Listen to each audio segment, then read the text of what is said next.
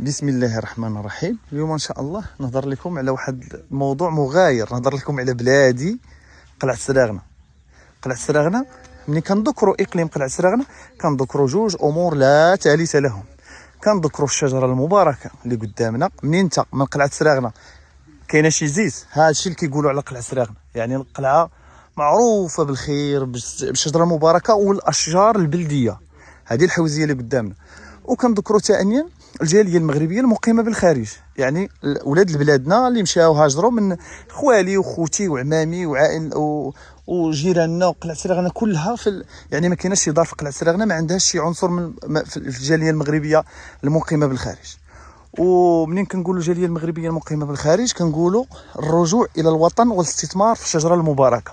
هذا هو العنصر المهم بزاف، لان اولاد اقليم قلعة سراغنة تقريبا بحال فقيه بن صالح بحال بني ملال كلهم رجعوا لبلادهم واستثمروا في هذه الشجره المباركه، واستثمروا بالشروط وبالعقال بحال هاد الضيعه اللي كنشوفوا قدامنا. يعني من الجاليه المغربيه المقيمه بالخارج قرر يرجع لبلاده بمره واستثمر في هذه الشجره المباركه. ومن كتشوف هذا الخير تبارك الله كتقول اقليم قلعة سراغنة والله العظيم لا بلاد الخير. قلعة سراغنة بلاد الخير بدون نقاش. يعني الحمد لله كبرنا في هذه البلاد. الحمد لله شدينا المشعل كنعاونوا الملايين ديال الناس بفضل هذه الشجره المباركه وفضل يعني هذا الاقليم المبارك. يعني الحمد لله ارتباط كبير ما بين الجاليه المغربيه المقيمه بالخارج وهذه الشجره المباركه. يعني القلعة سراغنة ترجعت ليها الحياه بعد الجفاف.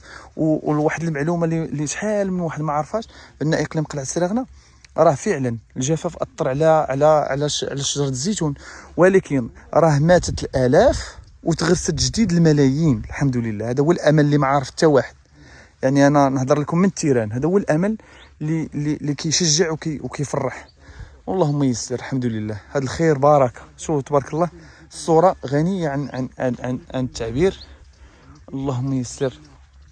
الحمد لله. هذا الانتاج ديال 2024 ما شاء الله الرحمن.